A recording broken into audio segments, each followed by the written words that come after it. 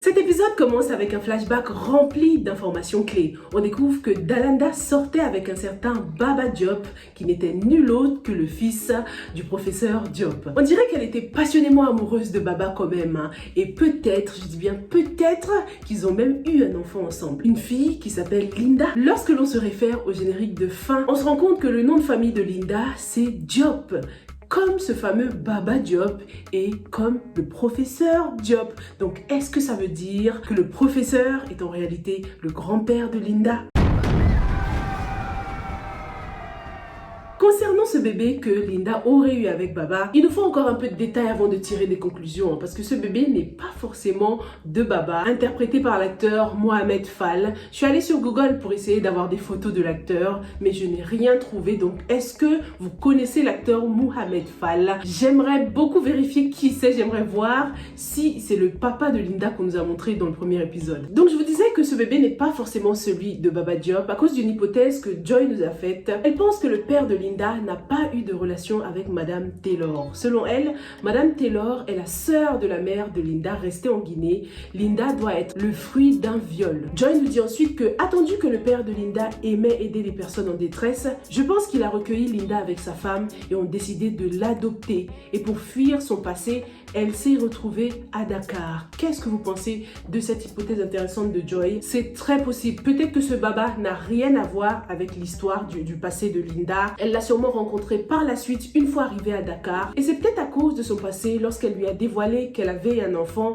qu'il a décidé de mettre fin à leur relation. Une chose est sûre, c'est que Dalanda éprouve beaucoup de regrets aujourd'hui par rapport à son passé. Concernant sa relation avec Linda, merci beaucoup à la communauté guinéenne qui m'a éclairci par rapport aux deux prénoms. Apparemment, en Guinée, le diminutif de Dalanda, c'est Linda en fait. Ça explique pourquoi Dalanda avait dit que Linda était son homonyme. Franchement, j'avais pas compris. Tout est clair maintenant. Linda, c'est le petit surnom ou le diminutif de ceux qui s'appellent Dalanda. Est-ce que c'est pareil dans votre culture aussi? Toujours en rapport avec le nom, l'identité, cet épisode nous a éclairci concernant le nom de famille de Dalanda. Je vous disais que Dalanda Taylor, ça sonnait un peu fake pour moi. Et on nous explique qu'elle s'appelle Taylor parce qu'elle s'est mariée à Aaron Taylor. Et son véritable nom à elle, c'est Sow. Elle s'appelle Dalanda Sow. Aaron est donc décédé aujourd'hui. Dans quelles conditions? On ne sait pas trop encore. Mais ce qu'on remarque, c'est que Dalanda l'a complètement effacé de sa vie. À part son nom de famille Taylor qu'on retrouve également dans la fondation, la présence de Aaron ne se ressent nulle part dans cette maison. Il n'y a aucune photo de lui nulle part. Au contraire, il y a de grandes photos de Dalanda. On comprend que ça n'a pas été un mariage d'amour avec Aaron. Elle l'a épousé d'un côté pour oublier Baba, mais d'un autre côté pour avoir une meilleure vie, hein, on l'imagine. Concernant Aaron, une chose me dit qu'après le mariage, il n'a pas forcément été très gentil avec Dalanda. Est-ce qu'il ne la trompait pas? Est-ce qu'il n'est pas allé voir ailleurs? Dites-moi ce que vous en pensez. Vous pensez qu'il l'aimait réellement? On apprend que Dalanda et Mapenda se connaissaient et qu'ils ont fréquenté la même fac. C'est possible que Mapenda ait fait partie du réseau de Dalanda avant d'épouser Ali. Ça expliquerait son intérêt justement pour des femmes un peu plus jeunes que son ex-épouse, quoi. Mapenda n'avait même pas été invité à ce fameux dîner, hein, mais il a quand même tenu à venir en compagnie de sa femme en plus. On devine qu'il a fait des dons, hein. Il a probablement signé des chèques pour la fondation de Dalanda pour nourrir les enfants des autres, alors qu'il ne subvient même pas aux besoins de ses propres enfants à lui, hein. Quelle ironie. Pendant le dîner, c'était chaud entre Ali et Mati. J'ai cru que Mati allait lui dire: écoute-moi bien, je n'ai aucune leçon à recevoir d'une femme qui trompe son mari avec le pote de son beau-fils. J'espère que Mati est au courant de cette petite situation-là. Au moins, elle pourrait lui faire un peu de chantage à cette Ali parce qu'elle se l'ouvre un peu trop celle-là. Elle a trop la confiance. Ça se voit que c'est la petite chouchou de son mari, que son mari cède à tous ses caprices. J'espère que Mati a cramé ce qui se passe parce qu'elle est assez perspicace quand même, hein. Betty, lui, ne se doute de rien concernant son pote. Mati est un personnage très en colère qui souffre énormément. Ses parents ont divorcé depuis un bout de temps maintenant et pourtant la douleur est toujours aussi présente, symbolisée par ce flashback, ce qui représente le fait que Mati a du mal à oublier ce qui s'est passé. Elle a vu sa mère au plus bas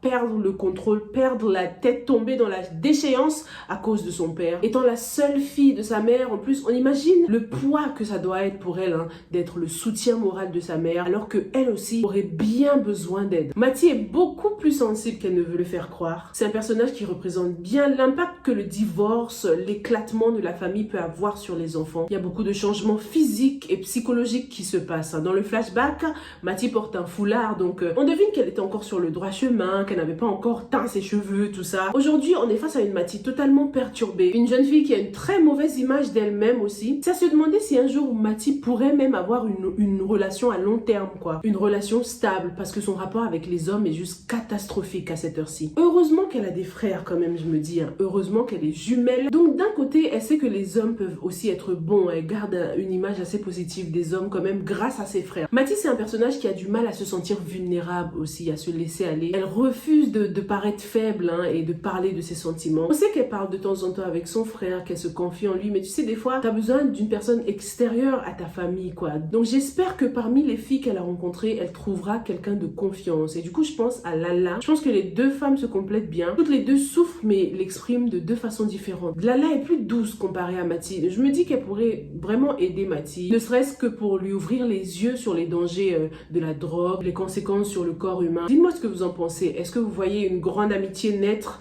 entre Mati et Lala? Continue un peu avec Ali, son hypocrisie dépasse les bornes. À chaque fois que je trompe mon mari, je culpabilise à mort. À chaque fois que je trompe mon mari, je culpabilise. À un moment donné, il faut arrêter de se mentir à soi-même. En plus, regarde à qui elle parle.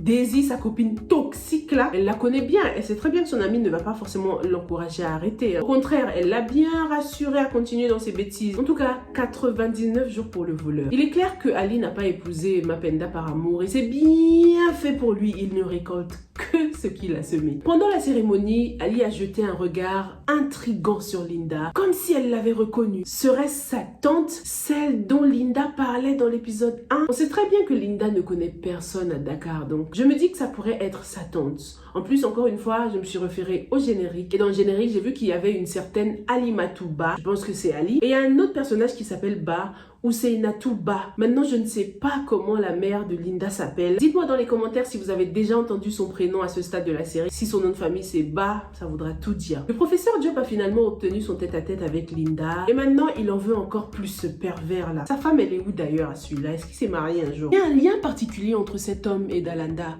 Pas seulement parce qu'elle est sortie avec son fils à l'époque, hein. C'est comme s'ils partageaient un secret. J'espère juste qu'il ne s'est rien passé de physique entre eux à l'époque, que le professeur n'a pas tenté de l'agresser ou quelque chose comme ça, parce que Dalanda a l'air d'avoir une certaine crainte. On remarque qu'elle a beaucoup de mal à lui dire non. Ça ne peut pas être juste parce que c'est un gros donneur dans son association quand même. Ça ne peut pas qu'être une question d'argent. On dirait qu'elle lui est redevable de quelque chose. Je ne pense pas que Dalanda enverra Linda dans sa chambre. C'est beaucoup trop tôt là. Et Dalanda, elle est pas sans cœur. Elle garde un côté humain quand même. Elle peut parfois être très glaciale, mais elle garde ce côté approachable. Elle est très accessible, très généreuse, d'où sa fondation même pour faire le bien. Le comportement de Linda change, hein. Je sais pas si vous l'avez remarqué. Dans cette robe moulante, elle faisait la timide, mais elle a kiffé la meuf. Elle n'était pas si gênée que ça lorsqu'elle descendait les escaliers. Et elle n'était pas si gênée que ça non plus par le genre d'invité qui était à la soirée.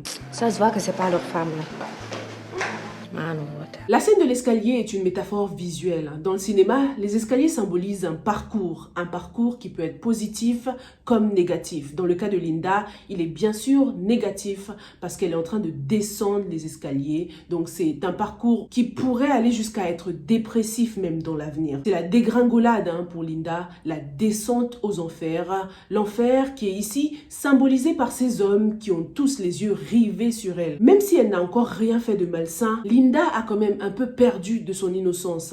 Elle a officiellement signé un pacte avec le diable sans le savoir. Ce geste innocent de tout simplement porter cette robe, se changer parce qu'elle avait été tachée, c'est quelque chose de plus important que ça. J'irais jusqu'à dire que c'est un changement de personnalité même pour Linda. Sa pureté a été entachée. Elle passe du blanc, de l'innocence à une couleur or qui ici symbolise le luxe, la gloire, le succès. Des choses qui pourraient bien l'intéresser mais qui ne sont pas gratuites. Il y a un prix à payer pour obtenir tout ça. Linda, ne te laisse pas influencer par les strass et paillettes. Le professeur Diop a bien tâté le terrain, il l'a mise en confiance, il a créé une espèce de lien de confiance en mode ouais, je serai toujours là si tu as besoin de quoi que ce soit. Il a officiellement cette figure de mentor. Ça m'a rappelé un peu les rapports entre lui et Dalanda à l'époque justement quand ils venaient de se rencontrer. Espérons que Linda ne tombera pas dans son piège. Hâte que cette image qu'elle a de lui s'effondre totalement une fois qu'elle découvrira découvrira son vrai visage, ses vraies intentions.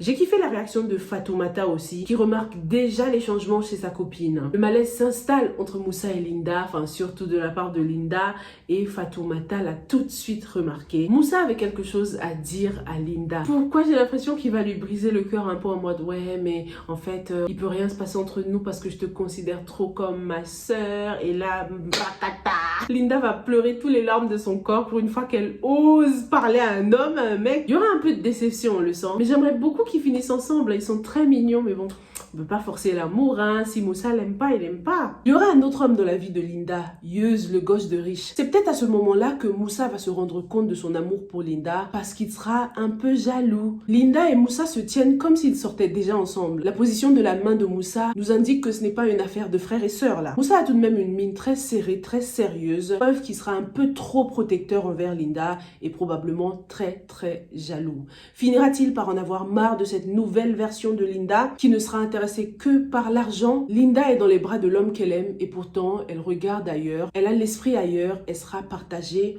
entre le cœur et l'esprit, entre la vie simple et la vie de luxe. Espérons que Moussa restera son protecteur jusqu'au bout et qu'il ne la laissera pas tomber. Tata Daba et son mari sont en pleine recherche, ils sont à la recherche de leur fille. Le bon monsieur était posé tranquillement devant sa maison à jouer au pieu. Par rapport à cette tata, maintenant qu'on a touché à la prunelle de ses yeux, elle va enfin réaliser quel genre d'homme elle a épousé. Et j'espère qu'elle lui réserve un traitement encore pire que ce qu'elle a fait à Linda. Ce genre de femme là même, elle serait prête à cacher cette histoire par peur du regard de la société. Vivement que sa fille trouve le courage de parler parce que ce silence coûte trop cher. Ça a déjà coûté trop cher à Linda et maintenant ça lui coûte cher à elle. La difficulté ici c'est vraiment d'en parler, de pouvoir faire assez confiance en quelqu'un pour lui dire ce qui se passe réellement, parce que comment faire confiance aux autres si tu ne peux même pas faire confiance en tes parents? C'est clair qu'elle aura de graves trust issues cette petite. Dalanda pense avoir de gros problèmes avec cette histoire de professeur Diop et Linda, mais il y a un problème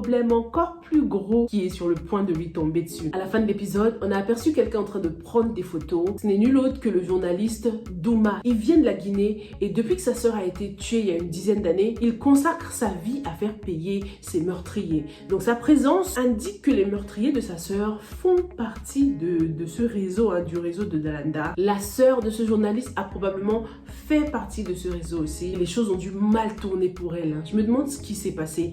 Est-ce qu'elle a été droguée? Est-ce qu'elle demandait un peu trop d'argent? Est-ce qu'elle faisait du chantage à quelqu'un? Ça s'est passé il y a de cela 10 ans, ça fait pas si longtemps que ça. Donc sûrement que cette sœur était une amie à Dalanda, qu'elle travaillait ensemble. Dalanda est-elle impliquée dans la mort de quelqu'un? Lorsqu'on regarde le personnage, ce qui nous frappe tout de suite, c'est la marque qu'il a sur le front.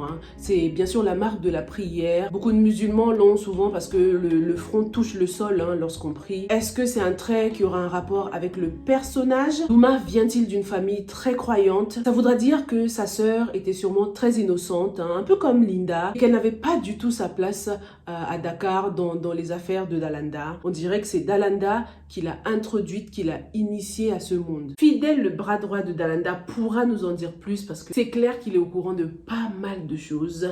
Et monsieur Hassan Diop également, qui est le meilleur ami et confident de Dalanda, sait probablement ce qui s'est passé avec la sœur de ce journaliste-là. Dans cet épisode, on apprend que la mère de Linda souffre d'insuffisance rénale. C'est une maladie qui peut se soigner avec une transplantation si quelqu'un décide de donner son rein, à condition d'être compatible. Il faudrait que le donneur soit compatible au receveur. Ça se trouve, Linda va vouloir donner un de ses reins à sa mère. Les médecins vont faire une série de tests, dont des tests sanguins. Et c'est à ce moment-là qu'elle va découvrir que cette femme qu'elle croit être sa mère depuis sa naissance ne l'est pas en réalité. Dites-moi ce que vous en pensez. Comment avez-vous trouvé cet épisode 7? J'ai hâte de lire vos commentaires et on se donne rendez-vous dans la revue de l'épisode 8. Stay safe and stay blessed. Bye!